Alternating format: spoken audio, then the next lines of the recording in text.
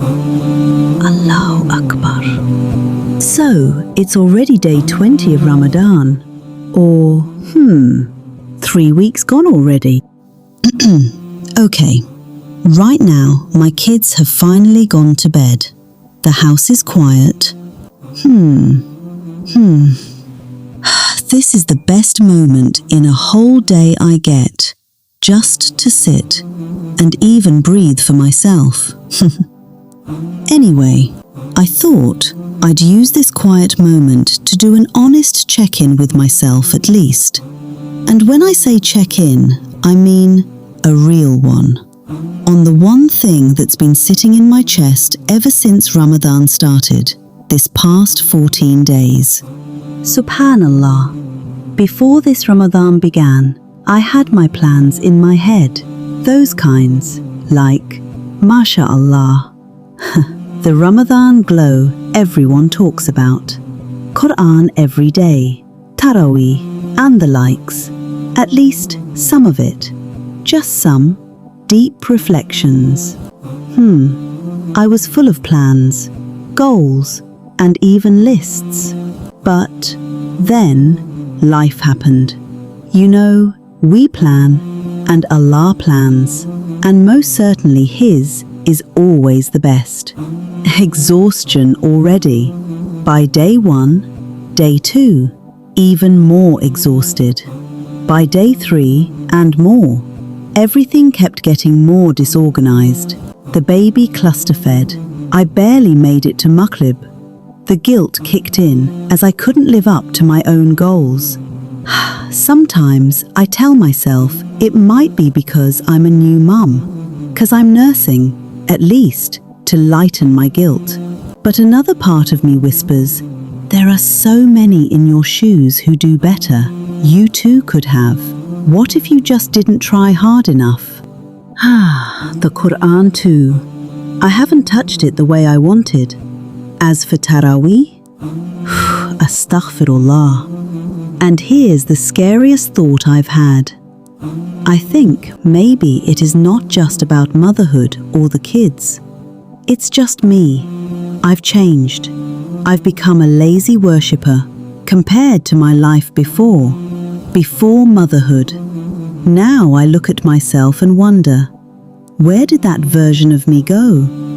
I don't want to blame motherhood. That feels like an excuse. But I also don't know how to be the person I was before, when everything is different now.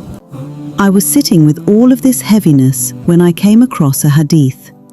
The Prophet ﷺ was asked, which deed is most loved by Allah? His response, it touched me. You might think he would say, pray all night, or fast every day. No, he didn't say that. Rather, he, ﷺ, said, the deeds most loved by Allah are those done consistently, even if small. Subhanallah. And honestly, that stuck with me. The fact that the companion who asked wasn't told to do more. He was told to do what he could and keep doing it. Consistently, even if small. And that changed my thoughts about how I viewed my goals. It's not about being perfect and having high expectations. It's in how often you show up, no matter how small the act is. No burden to be perfect. What matters is the effort. That showing up might look different for me right now than it did years ago. An ayah before I fall asleep might count. A silent dua while nursing at 3 a.m. and feeding my family too.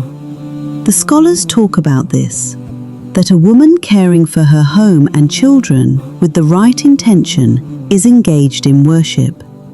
The Prophet, peace be upon him, told the women that even their time spent tending to their husbands and children has reward. I'm not saying this to excuse laziness.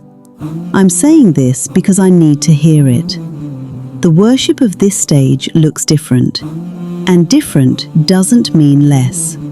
So I'm sitting here on day 20, asking myself, am I measuring myself against the wrong standard? Am I comparing my current worship to a version of me that had different responsibilities, different energy, different days? Maybe the question isn't, why am I not doing more? Maybe the question is, what does showing up consistently look like for me, right now, in this stage? I don't have tidy answers. I'm still in the middle of it. But I'd love to know, how's your heart on day 20? Are you where you thought you'd be? Are you carrying guilt too? Have you had this same conversation with yourself? Tell me, I'm listening. Okay, the baby's stirring. Talk soon, inshallah. Assalamu alaikum.